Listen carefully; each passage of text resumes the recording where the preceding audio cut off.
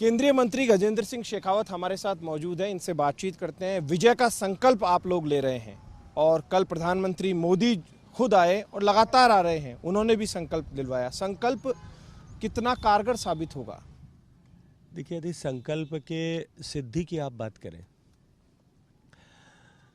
2023 के चुनाव में भारतीय जनता पार्टी की प्रचंड बहुमत से सरकार बनना और 2024 में एक बार फिर 300 के पार होकर के माननीय मोदी जी के नेतृत्व में सरकार बनना, ये उतना ही अवश्यंभावी है जितना अवश्यंभावी कल सुबह का सूर्योदय पूरब से होना। इसमें कहीं कोई किंचित मात्र भी संदेह नहीं है। लेकिन जैसा माननीय प्रधानमंत्री जी ने कल कहा कि भारतीय जनता पार्टी का कार्यकर्ता इस विश्वास को साथ में लेकर के कि जिस तरह के हालात राजस्थान में हैं, जिस तरह से अराजक शासन पिछले 4.5 साल में रहा है, हर मोर्चे पर राजस्थान विफल हुआ है, राजस्थान शर्मसार हुआ है।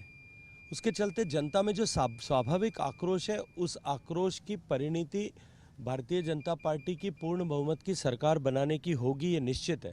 लेकिन फिर भी भारतीय जनता पार्टी के कार्यकर्ता को संकल्पबद्ध होकर के इस विजय को और अधिक प्रचंड और प्रभावी बनाने के लिए काम करना चाहिए। आप लगातार निशाने पर रहते हैं, सभी लोग जानते हैं कि सर्वाधिक यदि कोई निशाने पर रहता है तो वो गजेंद्र सिंह शेखावत हैं। लेकिन ऐसे में एक और कल एक इंटरव्यू आया, बहुत ज़्यादा चर्चाओं में रहा, सचिन पायलट का।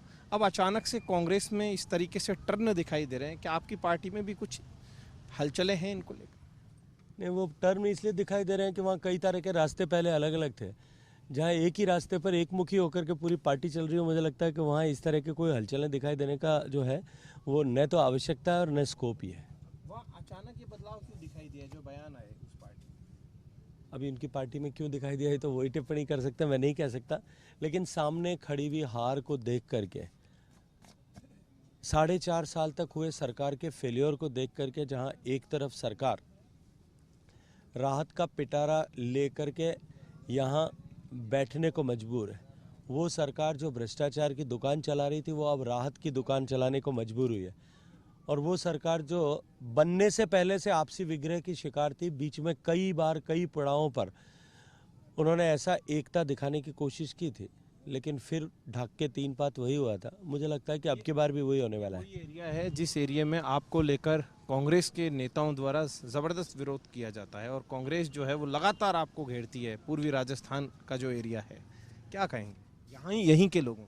ठीक है, मैं तो आज यहाँ इसी विषय के लिए बातचीत करने के लिए यहाँ उपस्थित हुआ हूँ। पहले भी मैं सवाई माधोपुर जब जनाक्रोश यात्रा के समय आया था, मैं अगर ठीक से मुझे नाम याद है तो ईआरसीपी की संघर्ष समिति के जो सबसे आगेवान व्यक्ति हैं लाखन सिंह जी मीना, वो अपने साथियों को लेकर के, कुछ बच्चियाँ थी ऐसे लेकर के उनको आए थे। मैंने उनसे कहा आप पूरी बात मेरी मंच पर सुनिए, मैं आपका ज्ञापन भी लूँगा और पूरी बात सुन करके आगे जो है उस पर जवाब भी दूंगा, लेकिन पहले मेरा भाषण पूरा सुन लीजिए। भाषण सुनने के बाद में उन्होंने कहा कि हम गलत सोच रहे थे। राजस्थान की सरकार इन 10 जिलों, 13 जिले जो ईआरसीपी के साथ में जुड़ना प्रस्तावित थे, टोंक, जयपुर और अजमेर शहर, इन तीनों को छोड़ करके बाकी 10 जिलों को, राजस्थान के इन 10 जिलों के प्यासे कंठों पर राजनीति अशोक गहलोत कर रहे हैं, बिना इनको एक बूंद भी पानी दिए हुए, एक बूंद भी पानी का प्रावधान और व्यवस्था किए हुए, वो केवल और केवल राजनीति यहाँ करना चाहते हैं।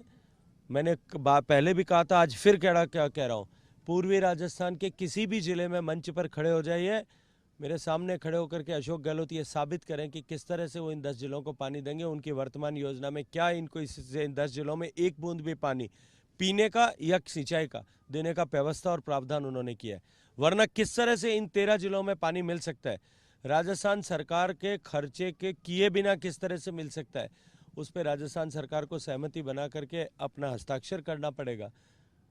राजस्थान की सरकार वैसे भी जिस बुरी तरह से जाने वाली है, उसके बाद में मैंने इसी सवाई माधोपुर पे कहा था कि भारतीय जनता पार्टी की सरकार बनेगी और बनने के बाद में हम जो है इसको निर्णय करेंगे, राजस्थान सर की तरफ से सहमति देंगे।